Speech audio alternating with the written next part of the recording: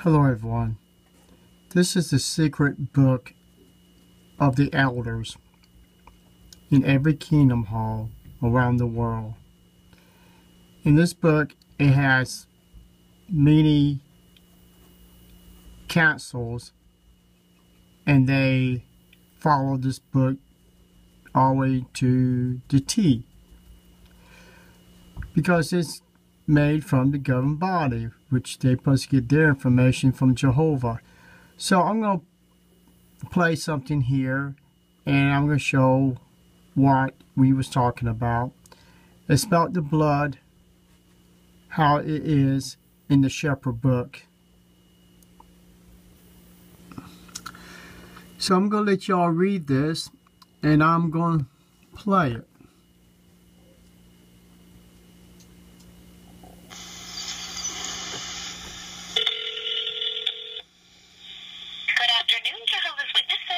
Hey, how you doing today? Fine, thank you. How can I help you? I'd like to ask someone a question.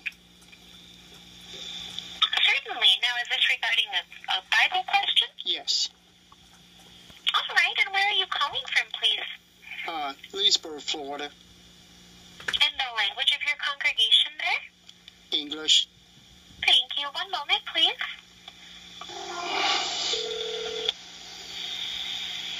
Service department, may I help you? Hey, how you doing today? Good. I got a question. On page 111 in the Shepherd book, it mentioned about if a person got blood transfusion, and if he's repentful, the elders will won't disfellowship him, but they would take privileges away from him, or they won't give him privileges. So I just wonder, why hasn't Jehovah's Witnesses been taught that if a person's got into a problem that the doctors forced blood on them and they just gave up and just took the blood, why is people getting disfellowship for taking whole blood? But in the Shepherd book, it doesn't say they would, unless they're unrepentant or show bad behavior to the elders. Then the elders can disfellowship them. Well, the elders aren't disfellowshipping someone for the misuse of blood. And that is considered a disassociation because it's a personal decision. So the thing that the elders are doing is they're looking at whether the person, shall we say, caved under pressure and they don't want to do that again, or if it was a willful decision. So the elders are trying to find a way to help the person to adjust their thinking if that's necessary or if that's possible.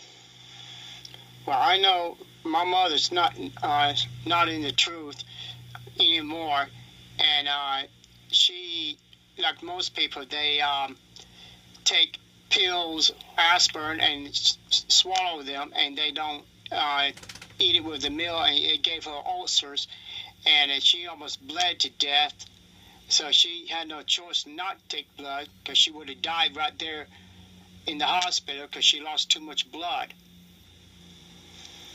Well, that's what some doctors may say, and whether that's true or not is difficult for us to be sure of. But what we can say is what God's law says about blood, is that it should not be misused.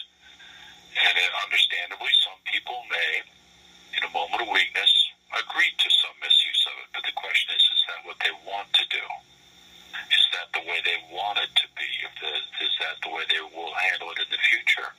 And if that's true, then they really can't be part of the congregation. Okay, here's the same question within that question. What's the difference between blood fractions and blood, which is both the same? Well, have you read the question from readers that dealt with blood fractions?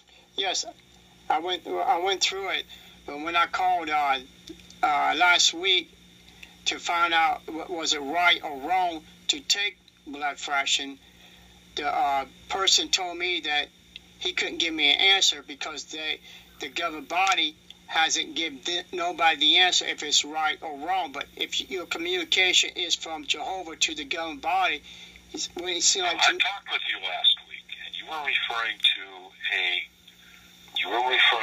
a booklet that was used 30 years ago. Yes, that was that 1961 blood book. But okay, so you're referring to something that was a very long time ago, and there actually has been new research on it, and that's what that Questions from Readers was referring to, that it turns out that even the way the human body works, that an unborn child, blood fractions travel between the placenta and the child. So since it's not clear that that a person is receiving blood, it's not obvious that they are, but they could be. If their conscience says they are, well, then they shouldn't. But the brothers have said, since we can't be sure on this, we're leaving it to each person's conscience.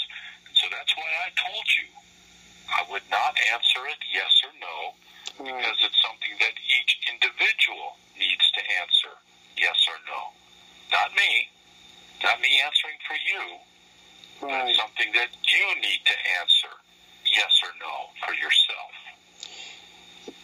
Well, I'm just the type of person that, I just want... Here's a chance for you to learn to exercise your own conscience. Rather than looking for a yes or no answer, decide what's yes or no for yourself. Well, what happens if you don't know the answer? What happens if you need the truth from the Bible? And that's the reason why we called y'all to find out from the governing body. You don't want to break God's law, so you don't want to guess it yes or no. You want to know the straight answer. And I'm telling you the straight answer. Because it's not clear, you have to decide what is yes or no. Okay. Just as some other things are personal decision, you have to decide yes or no. Because the scriptures don't clearly say it's wrong, but they don't clearly say it's right either. I know the Bible would mention about not taking animal blood, and because the animal's blood at that time was sacred before Christ. Blood is sacred, not just animal blood, all blood. Yeah, I know it's all blood, but at that time they wasn't allowed to eat the blood because it was sacrificed in the offering in the temple at that time. So that's the reason why the blood was too sacred. So let your own conscience go to work here. Okay.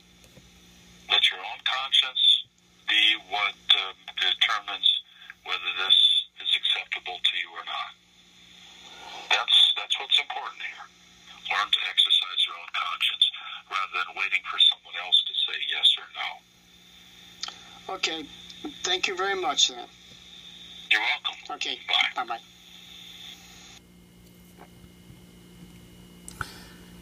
This is the same person I talked to last time.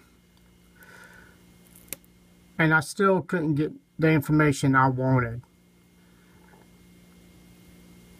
Truthfully, it is right to take blood because it's saving someone's life and someone saving your life. We can't live without blood, and to die on a table because of religion, don't know if you're allowed to have blood fractions. People's blood fractions is still blood. It has blood in it. And for them to change the rules anytime they please is dangerous, for anyone can be on an operating table and something happens that you start bleeding internal and you need blood. Otherwise, you could bleed to death.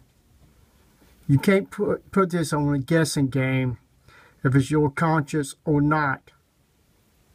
Because all it takes is just the wrong decision and you'd be dead on the operating table. We are serving men when we are Jehovah's Witnesses. God don't want us to die because someone interprets the Bible wrong. Please do your research. Don't let your loved ones die. Don't let your wife or husband die on any religion. It is wrong. And it's wrong for them to keep changing the rules. Blood fraction a long time ago in that 1961 book was wrong. You wasn't allowed to do it. And blood fractions was being produced in 1940 something. I looked that up because a friend left that on my last research, and I checked it. 1940s when they started blood fraction. So blood fraction is not new. It's old technology compared to 1961 book. So people, the problem is there's too many people who's leaving the religion because they don't want to die. They're mad, they lose their loved ones in the hospital. So they are changing the rules to keep the members and saying it's your conscience. No. They are the head of the congregation, the elders. The governing body is supposed to be above everybody. And if they say it's a conscious matter, then why is it a conscious matter to talk to a disfellowship person? Why is it wrong to talk to your loved ones who's disfellowship? That should be a conscious matter. Because blood is part of you, just like your family is part of you. Thank you, and have a nice day.